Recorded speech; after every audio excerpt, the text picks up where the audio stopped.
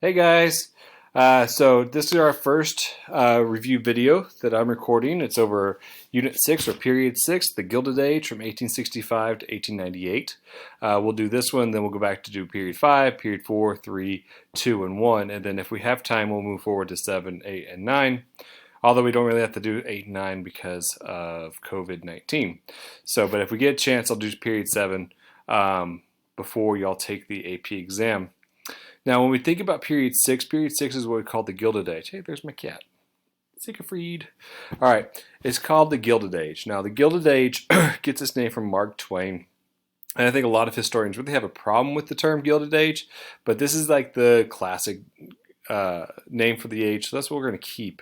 For APUS, for the College Board, they just called it Period 6, 1865 to 1898, so the period right as the Civil War ends, all the way up to right before imperialism begins, because imperialism is kind of folded into the progressive era.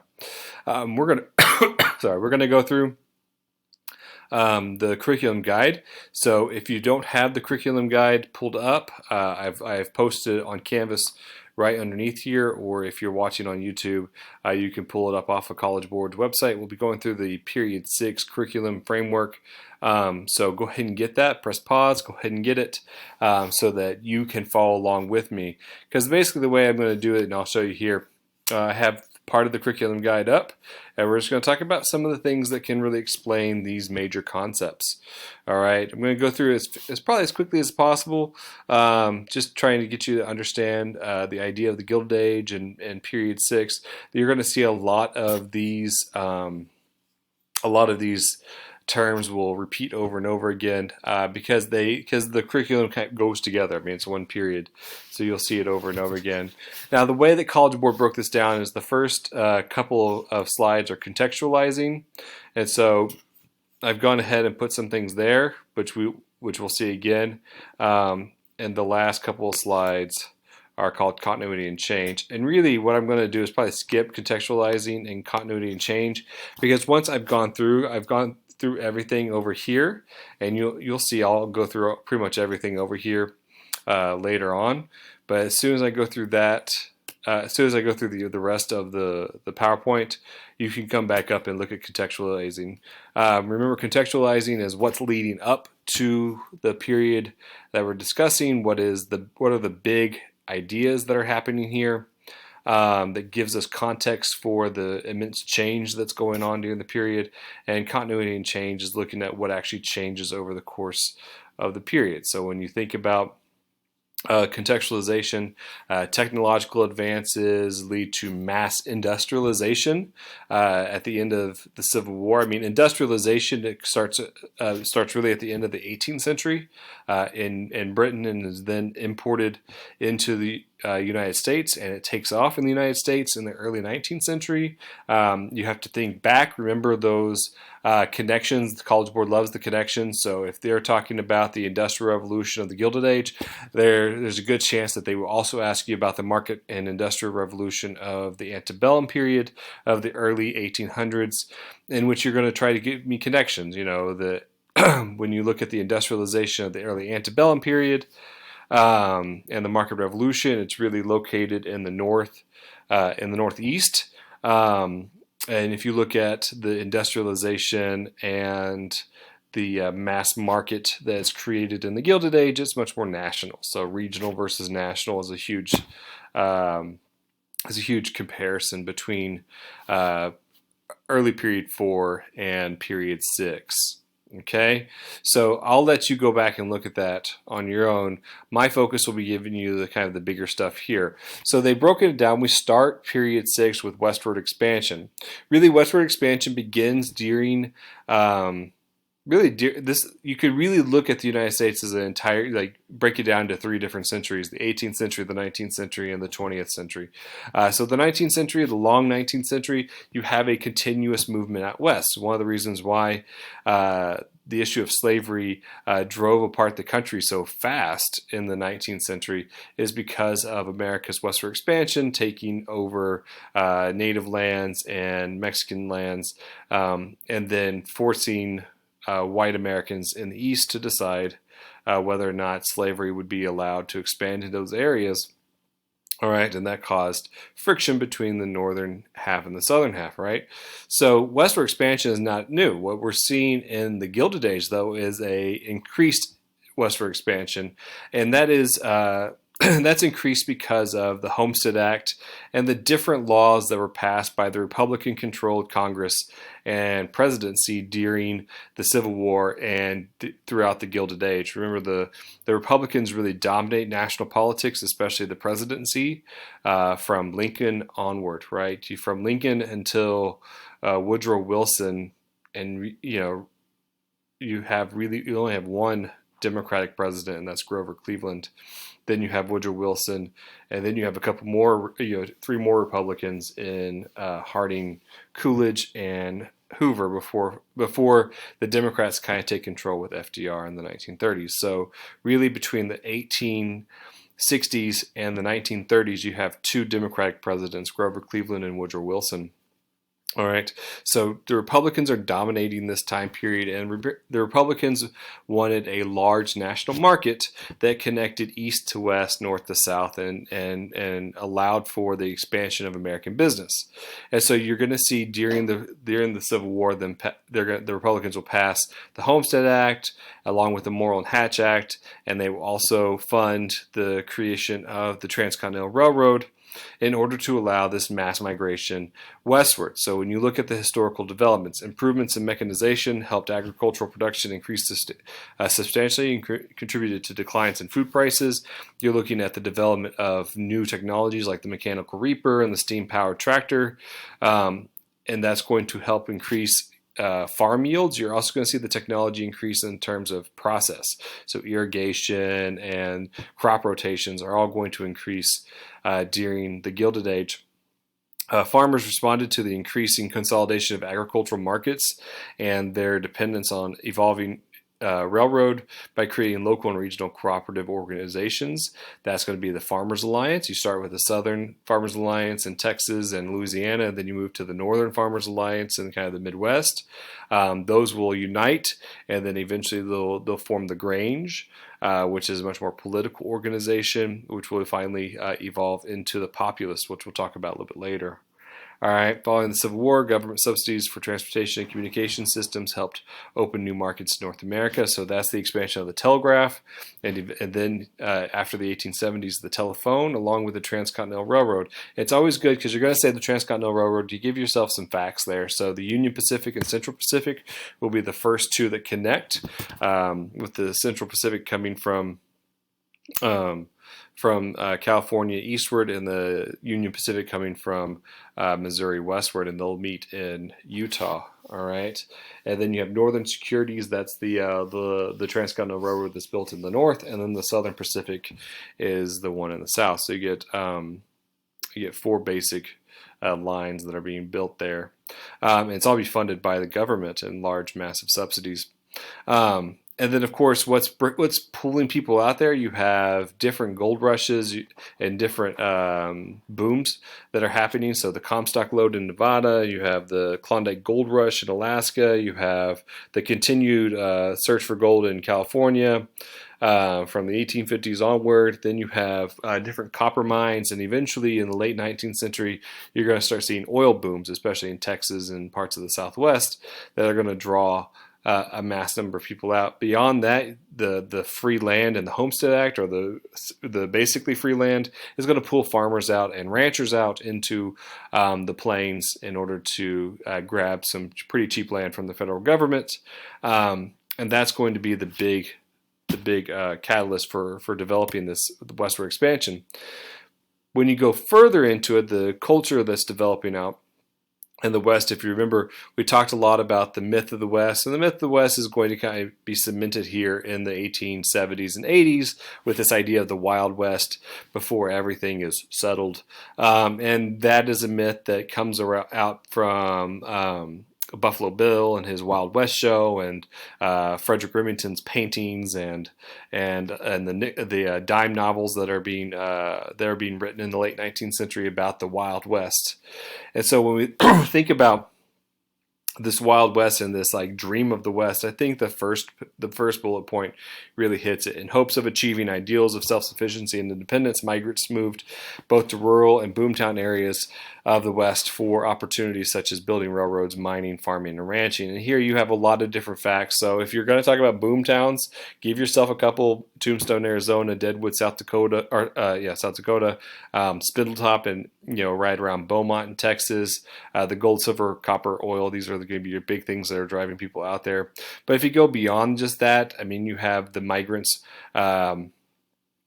coming in from different areas, whether it's the Irish immigrants moving from the east to the west to build the railroads, and this is going to cause the mass migration out there.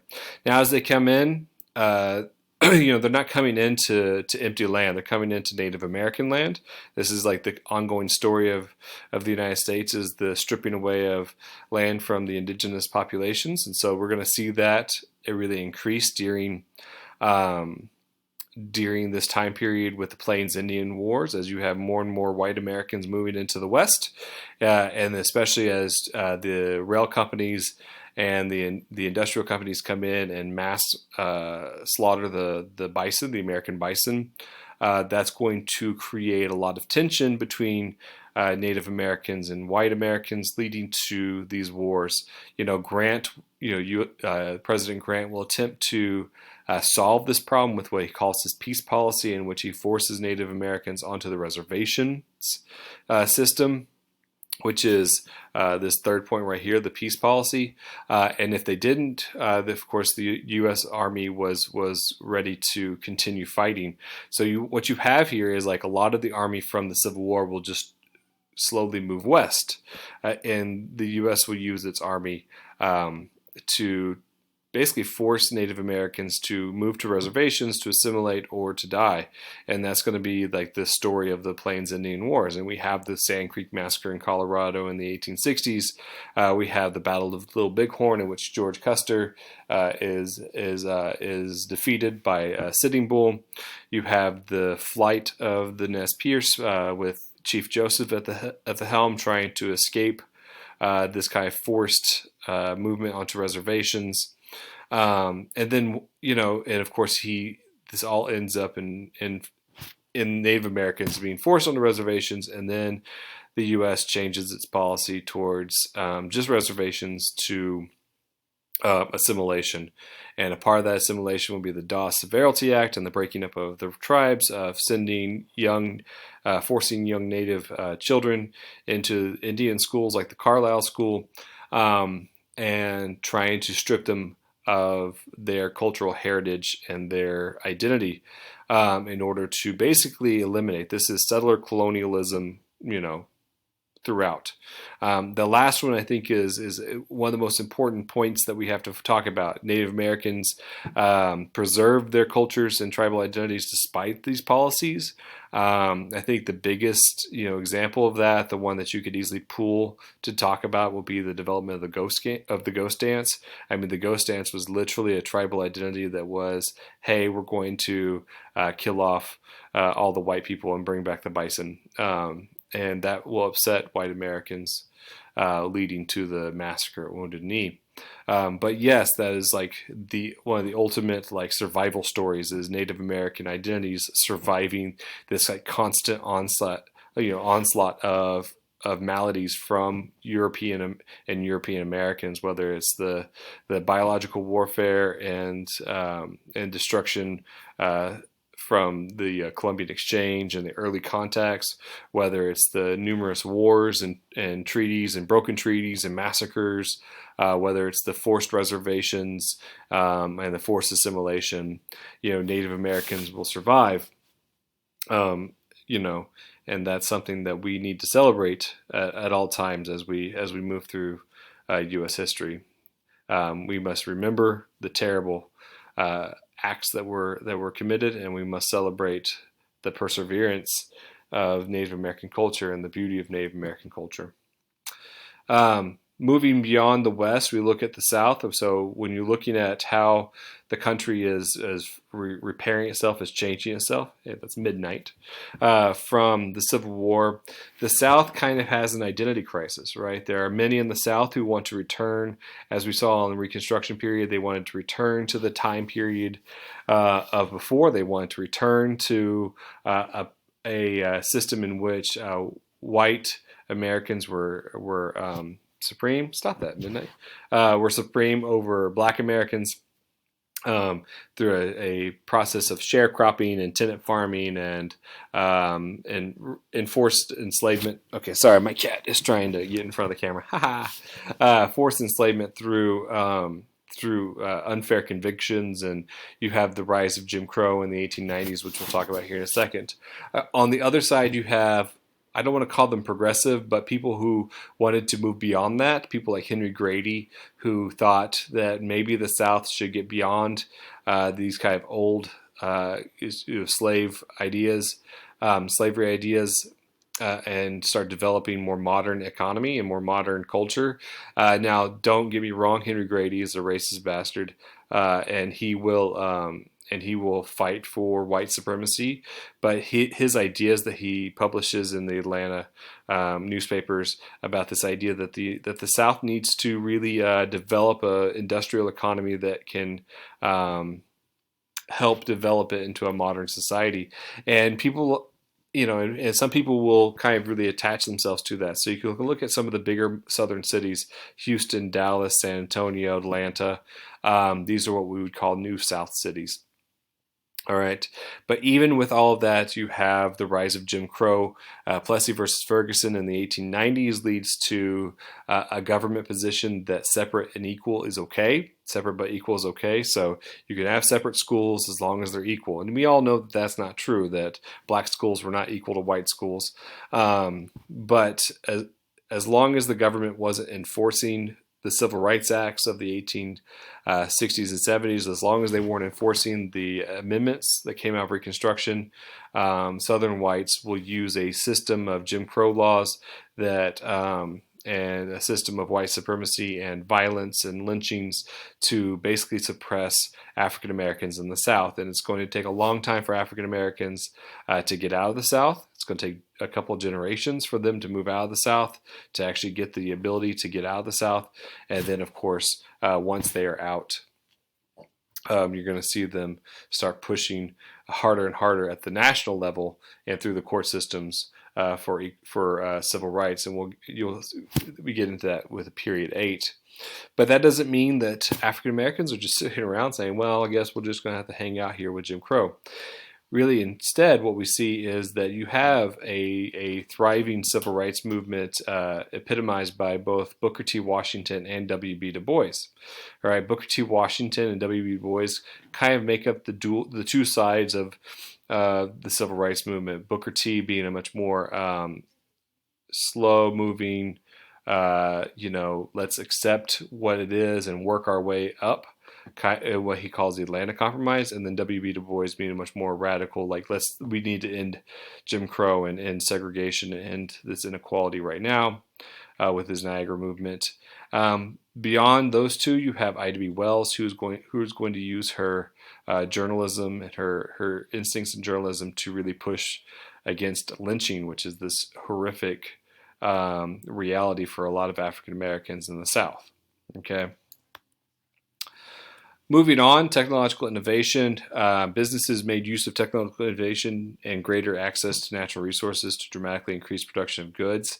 So here you could talk about the Bessemer process making steel much better, which allowed for the rise of skyscrapers and the rise of the steel industry, the Transcontinental Railroad again.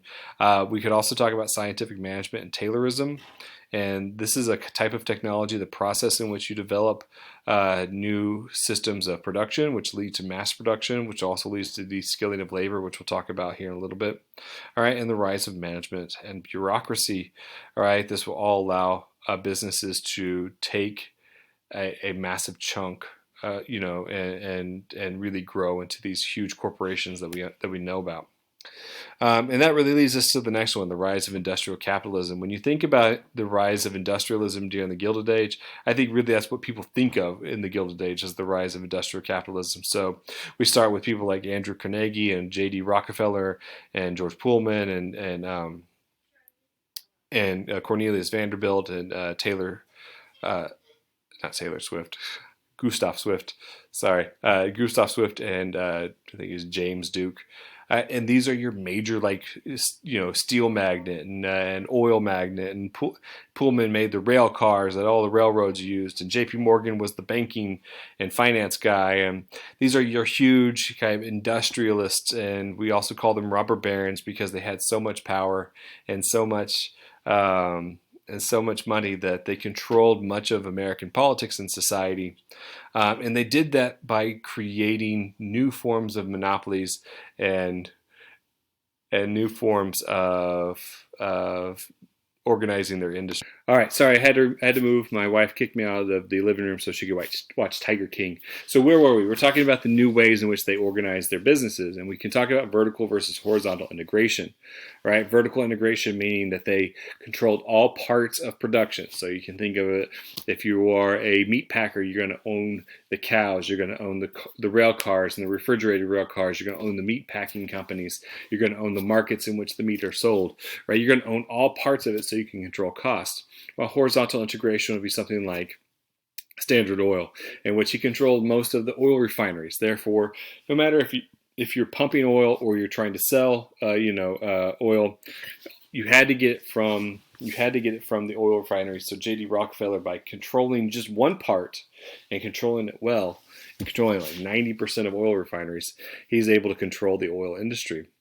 All right, and this was a way in which they created what they called trusts, and trusts were our early monopolies. Now, trusts will be banned by the Sherman Antitrust Act, and then later the Clayton Antitrust Act, and they'll develop a different type of trust called a holding company. Holding companies really are still around. It's harder to regulate a holding company. It's harder to stop a holding company, and that's something that we'll still see today. Beyond just the organization of these industries in the United States, you're going to see these industries expand tremendously into foreign markets. So you're going to have these American companies go into China. You're going to see them go into the Central America with the banana republics, and and you're going to see them take over places like Hawaii with Stanford Dole and the Dole Fruit Company. You have the United Fruit Company and the banana republics of Central America. And so the United States, economic power is going to grow tremendously with these industrialists in the Gilded Age. All right. If we move forward, so what does that mean when we talk about the rise of industry? The industries are really controlling all sorts of different aspects of American life. And really, with this massive growth of GDP and massive growth of economy, everybody's benefiting to an extent, right? So whether you're working class or you're middle class or you're upper class, your standard of living is going up fairly quickly, but it's not going up equally, right? The equitability of the industrial capitalism is not there. In fact, you'll see people like Rockefeller being one of the richest men to ever live in the history of the world. I mean, I can't even describe to you. I know some of you are thinking Mansa Musa and others. All right, but this guy, $300 billion, right, at his height, like that's double, Bezos, so here in Amazon. And so this is what we're talking about. You have this massive accumulation of wealth amongst the robber barons, and the working class, while they're getting better pay than they did before, are still being left behind. And that's going to see the rise of labor unions. When laborers find themselves shut out of of all the benefits of modern society that's developing during the Gilded Age, they're going to start organizing labor unions focused on things like the 8-hour workday, and focused on better work conditions and so forth. So your big labor unions that you need to know is the National Labor Union. It does not survive very long in the 1870s. The two bigger ones, the Knights of Labor in the late 70s and then in the 1880s, and then starting in the 1880s throughout the 90s and today, American Federation of Labor. And I think the biggest one that they want you to understand is the difference between the Knights of Labor and the American Federation of Labor. The Knights of Labor were much more utopian. They were much more radical. They were much more open to different groups of people and different laborers. They were headed up by people like Terence Powderly, and the Knights of Labor tended to attract much more idealistic people, and that's going to turn into a double-edged sword. So while they are opening up their ranks to more laborers, they also weaken their position because they're allowing unskilled labor in, which unskilled labor is easily replaceable, and they also allow in elements that a lot of middle class and upper class Americans find not so wonderful. Elements like anarchists and socialists, and that's going to lead to their downfall at the Haymarket Square. The American Federation of Labor is going to be a much more conservative labor union, headed up by people like a man by a man like Samuel Gompers. Samuel Gompers is going to really focus the laborers on bread and butter issues, is what he calls them, which is higher pay, fewer hours, higher pay, better working conditions, the basic things that laborers want. Now, there are all sorts of other labor movements out there. The socialists will start to develop in the 1880s, 1890s, especially once Eugene Debs gets involved. You have the communists also taking a stab at the International Workers of the World. IWW, also known as the Wobblies, will also develop in the 1890s and early 1900s, and they are going to also put their mark on the labor movement, for good and for bad at times, because sometimes whenever you have the more radical elements being associated with labor, that can really turn against labor's favor. All right. And you're going to have the big strikes. All right. So you got to know the Great Railroad Strike, which is the first big national strike in the 1870s. Then you have the Homestead Strike, and this is the first time we really see laborers fight back. So a lot of times what ended up happening is the strike would happen, a governor or someone might call out the National Guard. The National Guard, which would be American troops, would come in and they'd put down the strike.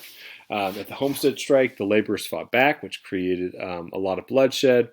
And it will actually cause Andrew Carnegie to kind of stop for a second and say, wait a minute, maybe we need to address some of these issues. And then in the 1890s, you have the Pullman Strike, and this is the first time we see the federal court really get involved in a strike. And the court system will come in and demand that the strikers go back to work in order to help the U.S. economy. So here you have your big three strikes that you have to know. And then, of course, Haymarket Right being the death of the Knights of Labor. Some of the ways in which both strikers and owners would kind of fight each other. Sometimes owners would force laborers to sign yellow dog contracts. A yellow dog contract basically forbid a laborer from joining a union. In return, you have unions going on strike, right? Which is that's where they walk out and they stop working. In return to that, owners and management could always blacklist a laborer. So, say if I'm a worker at a factory and I'm causing a lot of commotion, or I'm trying to organize a labor union, I can be blacklisted, which means that that the management and the owners would talk to other businesses around, and they would stop hiring me, and so no one would hire me. Basically, I'd be out of a job. Also, if laborers went on strike, a lot of times, especially with the de-skilling of labor, they were able to use what are called scabs, basically replacement workers, who would cross the line and go to work in replacement of the workers on strike. Workers could also boycott and get other people to boycott a business. For example, we give a modern example. Let's say right now we're looking at Amazon, and Amazon's not treating its workers very well during this COVID-19 pandemic. So maybe we all boycott Amazon, right? And that's a way that workers can get the country or get consumers to really put pressure on a business. And one last thing, we can talk about lockouts. And lockouts is where an owner or management would just basically close the factory, because they understand that they can stay closed longer than workers can stay out of work. If you have more money, think about it. If Rockefeller closes some oil refineries.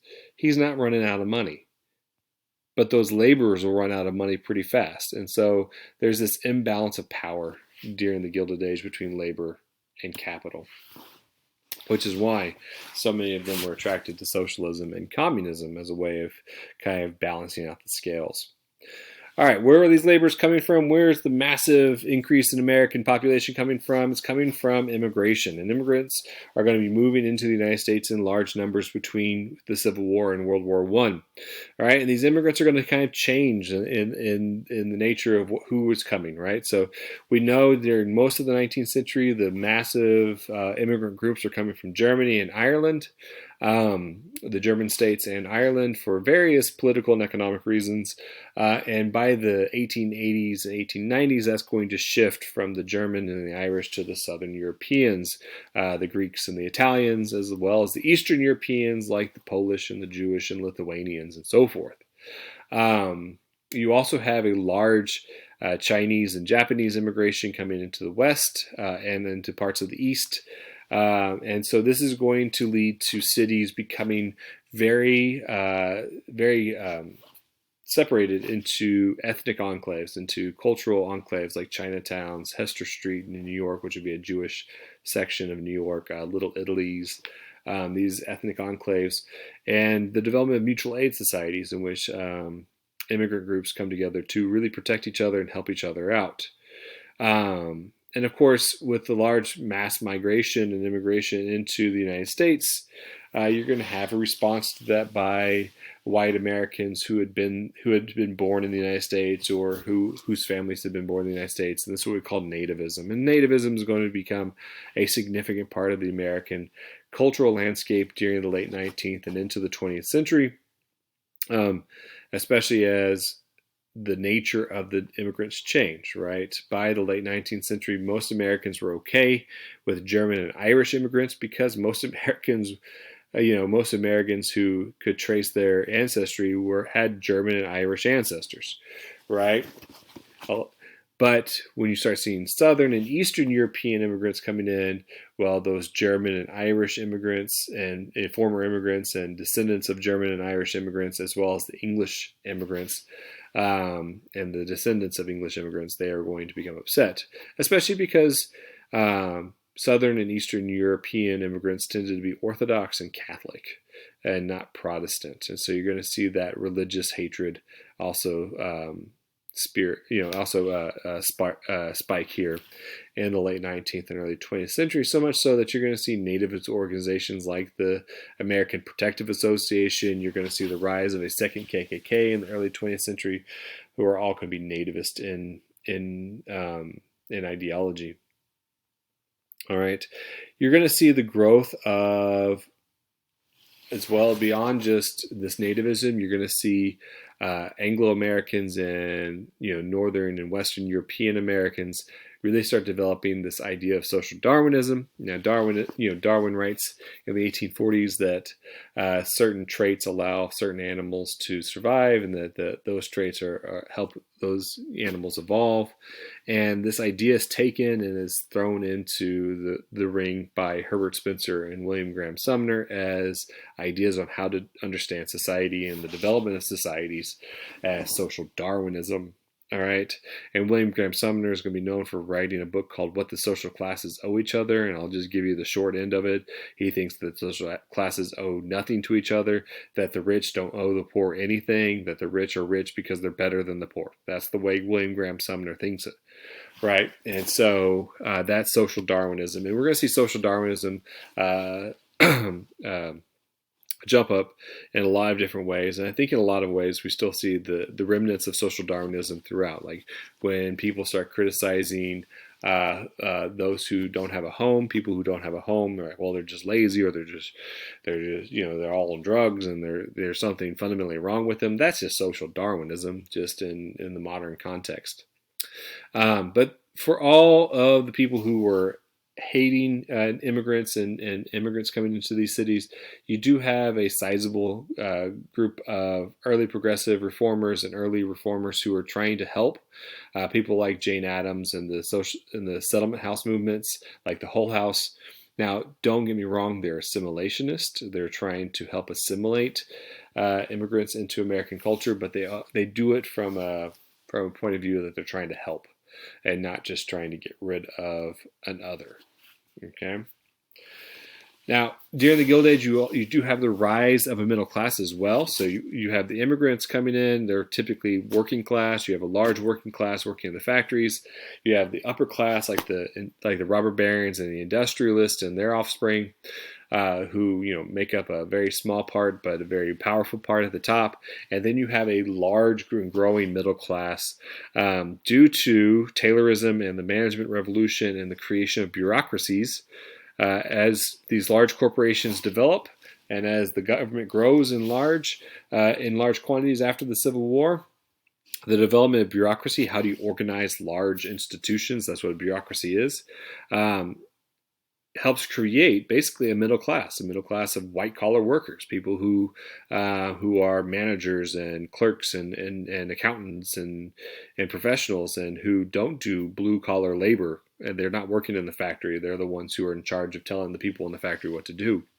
All right, and this grows due to the growth in the economy and the development of the economy, but also to the development of education. John Dewey will be one of our education reformers in the late 19th and throughout the early 20th century, and he pushes, and you see this push for universal education, universal primary and secondary education throughout states. And we're going to start seeing states put in attendance requirements and educational requirements for its citizens. As technology develops, you want a more educated citizenry to work with that technology. Women will also see a growth in these jobs, not just men, but you're going to see white-collar workers and middle-class workers for women, but very gendered occupations like teachers and nurses and secretaries and telephone operators. These are going to be your kind of middle-class white-collar jobs for women.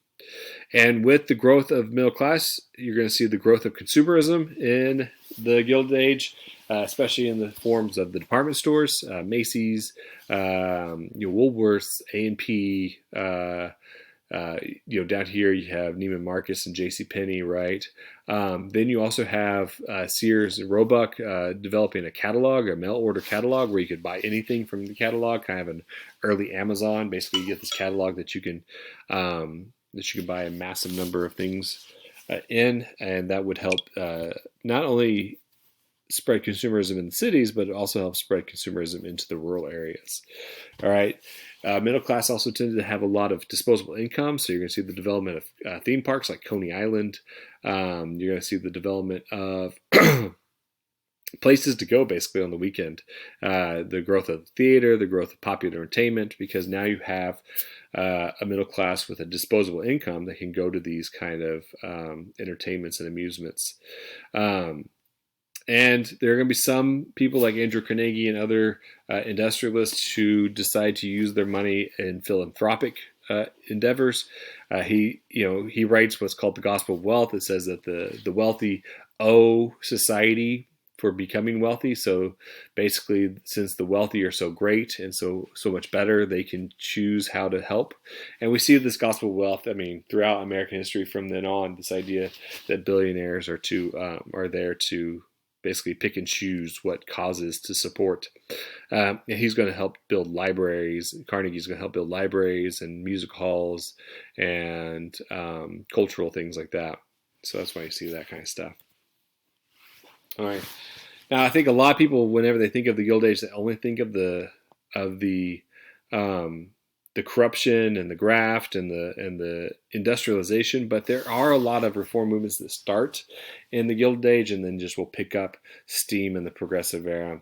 The social gospel started by Washington Gladden. He comes up with this idea that Protestants, that their job and that their calling is to help each other, and that charity must be at the forefront of Protestantism. And so the social gospel will become a major kind of underlying current in American political thought. Should the government kind of force people to give to charity? And how do you do that? You do it through taxation and using those taxes to pay for social services. And the social gospel will really kind of start that movement. You also see people like Edward Bellamy. Edward Bellamy is a writer who writes a book called Looking Backwards, and in it he argues that the United States should move towards a more socialist system, and he's going to become a highly popular writer, and people are going to pick up his book as being one of the most well-known and well-read books of the late 19th century. They're going to start creating Bellamy societies, and he basically argues that the government should be in charge of production and that there should not be wealth accumulation, because you shouldn't have to worry about leaving your wealth to your sons and daughters, because everybody is working together and all the basic necessities are taken care of, that you don't need wealth accumulation. Henry George would come up with a concept called the single tax, and he thought that there should be a single flat tax on land that would take money away from those who had land and be able to use it for social services for those who did not. And so you have these different critics of the way that the laissez-faire economics was developing during the Gilded Age. And you'll see that Eugene Debs with socialism, William James is not necessarily a critic, but he's a pragmatist. He believes, and this becomes kind of the central understanding of American thought is pragmatism. Why do we do things? We do it not because they're prettier. This is one of the reasons why America doesn't fund the arts, right? Because art is not pragmatic. Art doesn't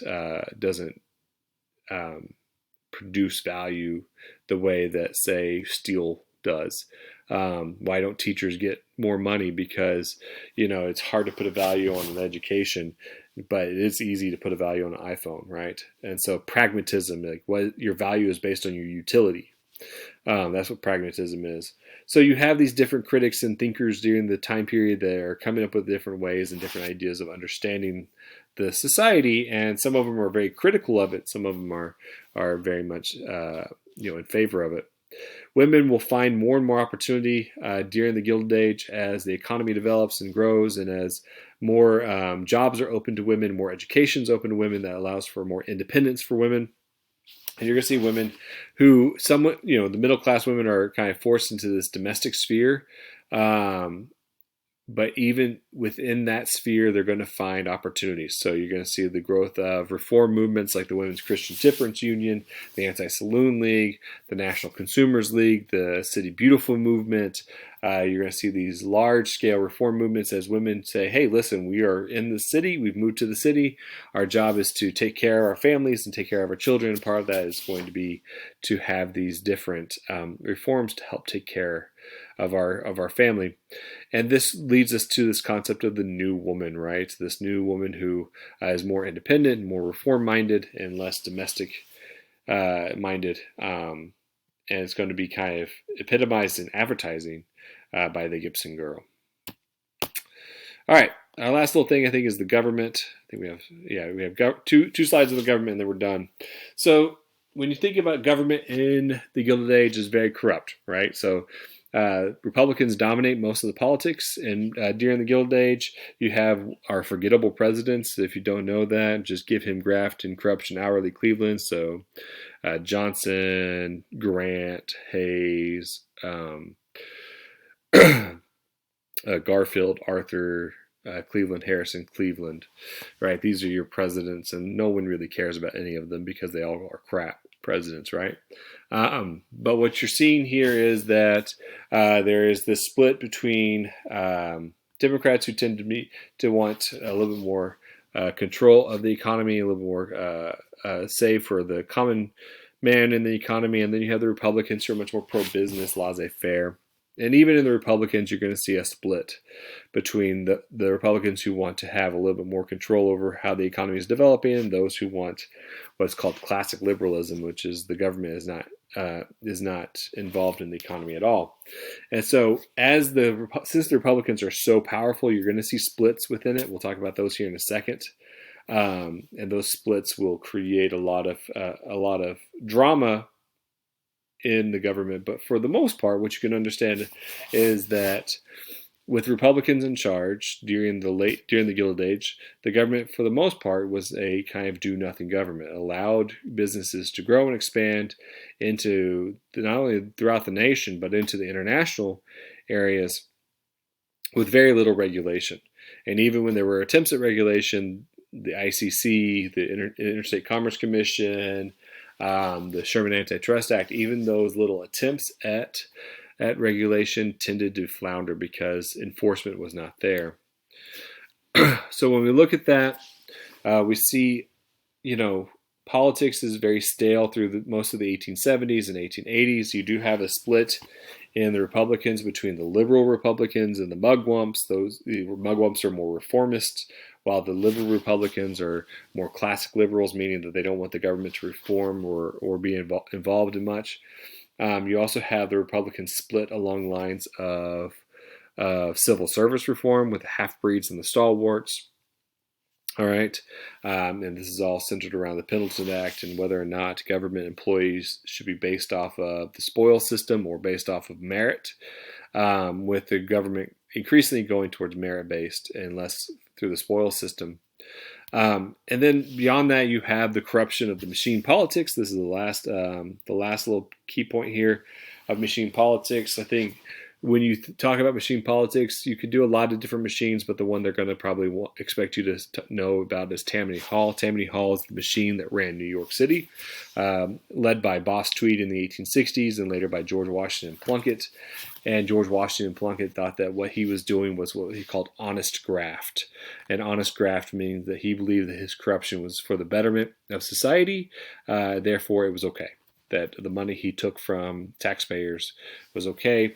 And this is what we call machine politics. Basically, a group of politicians and businessmen control a city and control the infrastructure and the different departments of the city, and they take money and they provide minimal services to working class and immigrants in exchange for votes.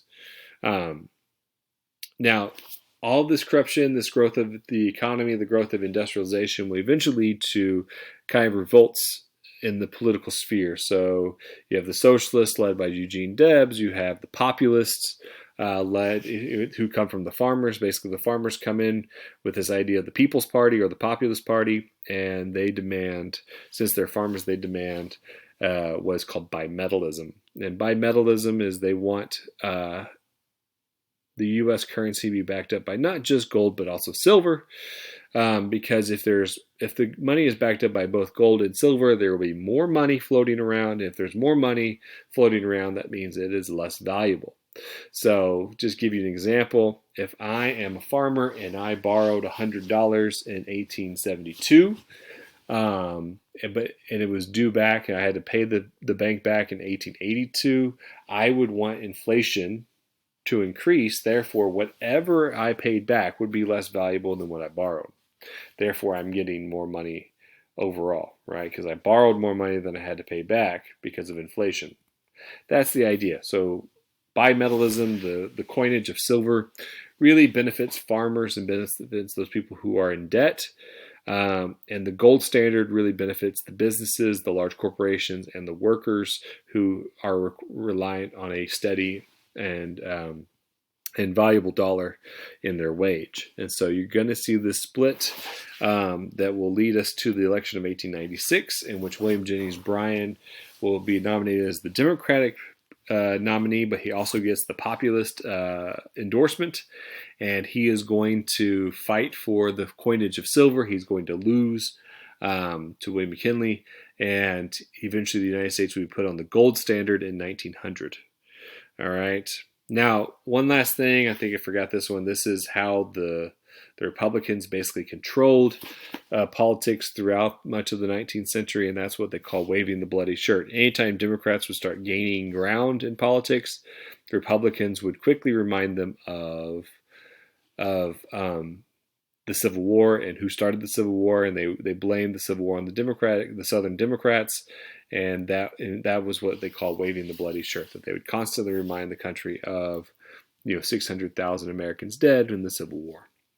Okay, and that eventually will lead us to our to how we got the elephant as the Republican symbol, because elephants have long memories and they tend to not forget things. And here the Republicans are having a long memory about the Civil War by waving the bloody shirt. All right, I think that's it. You can go back through and look at the continuity and change. I think I've covered everything. If not, please email me, zubert@lasd.net, or you can message me on Canvas to let me know. Ask me questions. I hope that this made sense. We went back through all of the Gilded Age, period 6. So please let me know if you have any questions. Thank you.